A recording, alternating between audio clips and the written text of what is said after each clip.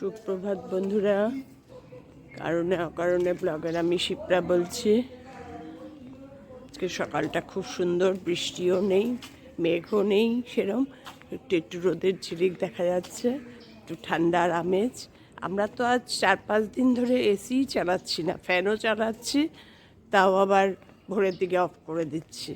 মানে এত সুন্দর ওয়েদারটা করেছে। কিন্তু কখনো কখনো রোদ উঠলে একটু বৃষ্টির মাঝখানে তখন একটু একটু ঘাম হচ্ছে, কাজ করতে থাকলে। কাজ না করলে কোনো কিছু অসুবিধা নেই। আর বলো না, আমাদের রাজ্যে এক নৈরাজ্য সৃষ্টি হয়েছে। মেয়েটার তো কোনো বিচার হচ্ছেই না, প্রতিবাদ হচ্ছে, বিচারের কোনো নামগন্ধ নেই। তার বদলে শুধু উল্টো পাল্টা। গতকাল ছিল যুব ছাত্র সংগঠনের বিক্ষোভ, নবান্নে মানে বিভৎস মানে অত্যাচারমূলক ব্যবহার হয়েছে পুলিশের, বিভৎস। মানে আগে থেকেই ওরা এত সিকিউরিটি নিয়ে নিয়েছে, পুলিশ প্রশাসন ভেবেছে বোধহয় উগ্রপন্থী এই সেই এরম টাইপের আক্রমণ হচ্ছে। এটা যে সাধারণ মিছিল, ছাত্র মানে সেটাকে সাধারণভাবে ধরতেই পারেনি। তো যাই হোক, আজ আবার বিজেপি এখন আস্তে আস্তে পার্টি কালার নিয়ে নিচ্ছে। বাংলা বন্ধ ডেকেছে 12 ঘন্টা। বাবানের জন্য স্কুলে পাঠাচ্ছে না, কালকেও স্কুলে পাঠায়নি, আজকেও পাঠাচ্ছে না। যাওয়ার সময় নয় কোনোভাবে পৌঁছে দিল, ফেরার সময় যদি কোনো কিছু ঝামেলা হয়, গাড়ি ফাড়ির মধ্যে ইট ফিট কেউ ছোড়ে, বলা তো যায় না, হলে তো জীবন বেরোবে আমাদের। যার জন্য বাবান আজকেও স্কুল যায়নি। আমি মর্নিং ওয়াকে বেরোলাম আজ 2 দিন পর, কারণ সোমবার পুজো ছিল বলে বাবান ছিল, বেরোয়নি। আর সোমবার পুজো বেরোবও না। আর গতকালও প্রচণ্ড বৃষ্টি ছিল, আমি বেরোইনি। আজকে ওয়েদারটা একদম দারুণ। যাই হোক, এইসব চলছে। আর কি বলবো, আসল যে জিনিসটা, সেই মটো থেকে সবাই সরে যাচ্ছে। এখন বুঝতে পারছি না বিজেপি বন্ধু না বিজেপি শত্রু, বুঝতে পারছি না। মানুষকে আজকাল বোঝা খুব মুশকিল, খুব মুশকিল। এটাকে বন্ধকে কীরকম একটা পার্টি কালার করে ফেললো, কিন্তু পার্টি কালারের মতন অবস্থায় না এটা। এটা সবাই মিলে প্রতিবাদ করার কথা, নারী পুরুষ নির্বিশেষে, অন্যায়ের বিরুদ্ধে ন্যায়ের জন্য। কিন্তু এটাকে আস্তে আস্তে পার্টি কালার চলে আসছে। যাই হোক, সকালটা শুরু করলাম এইভাবেই। মন টনটা ঠিক হচ্ছেই না, কোনোভাবে সব দিন চালাতে হচ্ছে। অনুষ্ঠানের মতন অনুষ্ঠান চলছে। আগে যেমন একটা পুজো আসছে, পুজোর হাবভাব, পুজো একটুও মনে হচ্ছে না গো, একটুও মনে হচ্ছে না, একটুও মনে হচ্ছে না। এত মন টনটা খারাপ যে এত বাজে লাগছে যে কী হলো রাজ্যের। তেলেঙ্গানায় দেখো, যে মেয়েটিকে মেয়েটিকে ওর সঙ্গে বিচ্ছিরি ব্যবহার হয়েছিল রাত্রিবেলায়, ফিরছিল যখন স্কুটি করে, হ্যাঁ, স্কুটি দাঁড় করিয়ে সেই যাই হোক হয়েছে, ওকে শেষও করে ফেলেছে। পরের দিনই কিন্তু তেলেঙ্গানা পুলিশ 4টেকেই শেষ করে ফেলেছে, এনকাউন্টার করে। 4টেকেই, কোনো কিছুর আর সময় দেয়নি। এর বিচার হবে, ফাঁসি হবে না, গলায় দড়ি হবে না, কি হবে, কোনো কিছুর সময় দেয়নি। কি বলবে বলো, এর একটা উল্লেখ্য বিচার হওয়া উচিত ছিল, উল্লেখ্য যে এমন কি ঘটনা ঘটেছিল যে ওকে মেরেই ফেলতে হলো, আর এত বিচ্ছিরিভাবে, কুকুর বিড়ালের মতন।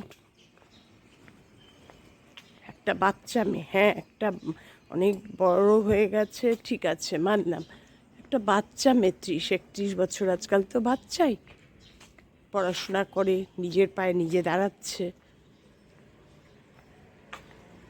ঠিক আছে। কর্তা তো মেয়ের বাড়ি তুলসী পাতা দিতে ঢুকেছে, আমি তাই তোমাদের সঙ্গে ভিডিওটা শুরু করলাম, দেখতে থাকো। এই মর্নিং ওয়াক থেকে বাড়ি ফিরলাম, বাবানের স্কুল না থাকলে মর্নিং ওয়াকটা একদম কমপ্লিট হয়। আজকে অনেকটা হাঁটলাম, হেঁটে এই বাড়ি ফিরলাম।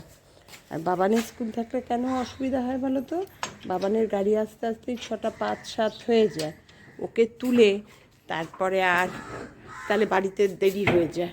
তারপরে এসে আমার রান্না বান্না থাকে, সব কিছু থাকে, যেন বাবানের স্কুল না থাকলে ফুল টাইমটা মর্নিং ওয়াক হয়। অনেকটা হাঁটলাম। এবার চলো রোজকার কাজ তোমাদের সঙ্গে শুরু করি, তোমাদেরও দেখাই, আমিও করি।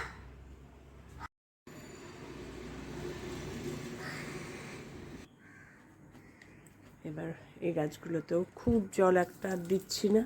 সেই এরিকাটা এনেছি আজ 10 দিন হয়ে গেল, গত শনিবার এনেছি।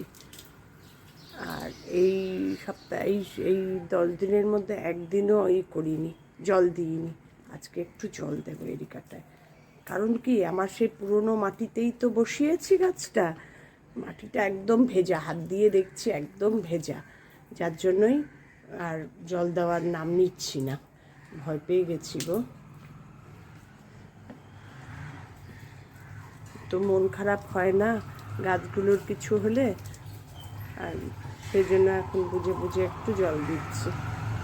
আর বর্ষার জল পাচ্ছেই, জলের ঝাপটা আসছে, জল পাচ্ছে, আর জল খুব একটা দিচ্ছি না।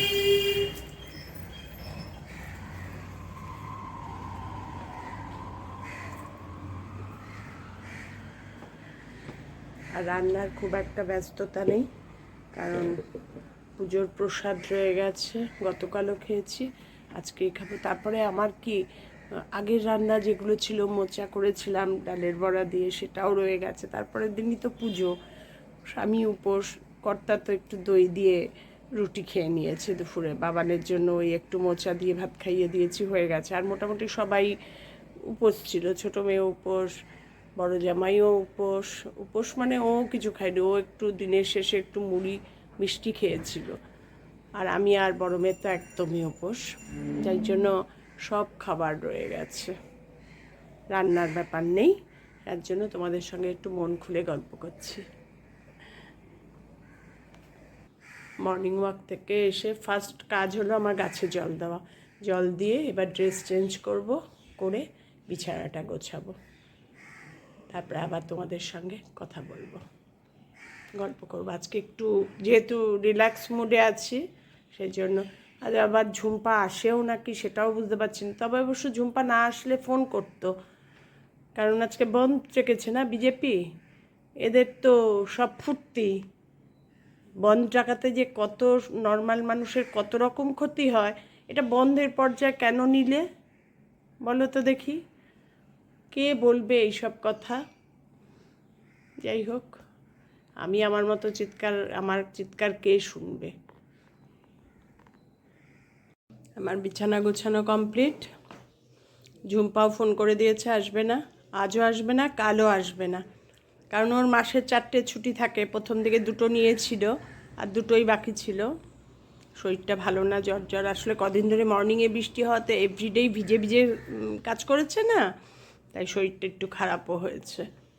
তা যাই হোক, বিছানা গুছিয়ে সারা বাড়ি ডান্ডা চালিয়ে পরিষ্কার করে রাখলাম একদম।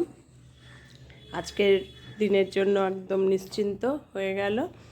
এবার স্নানে যাব, রান্নার ব্যাপার নেই। এসে পুজো দেব, সব ঘরটর গুছিয়ে ডান্ডা চালিয়ে। ওপরে আর যাব না এখন, ওপরে পরে যাব। এবার স্নানে যাব, তোমাদের সঙ্গে দেখিয়ে দিলাম আমার ঘর বাড়ি সব পরিষ্কার হয়ে গেছে। একদিনের পুরো ভিডিও সারাদিন যদি আমি রাত পর্যন্ত দিই না, অনেক বড় ভিডিও হয়ে যায় গো, যার জন্য আমি মানে দুপুরের পর স্টপ করে দিই, কিছুটা দেখানোর পর স্টপ করে দিই, এত বড় ভিডিও হয়ে যায়। সেই জন্যই বললাম তোমাদের যে এরপরেই আমি ভিডিওটা পোস্ট করে দেব। এখন ছাদে চললাম জামা কাপড় মেলতে।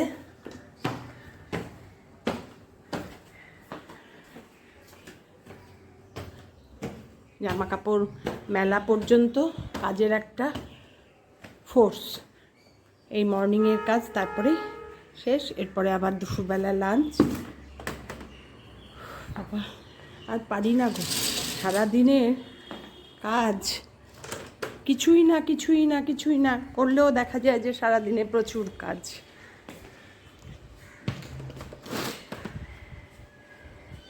এখন জামা কাপড় মেলা হলে আপাতত কাজ শেষ।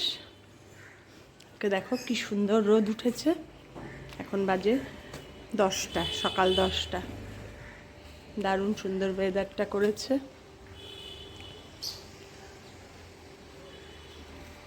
আজকের ভিডিওটা তাহলে এখানেই শেষ করলাম, জামা কাপড় মেলতে এসে।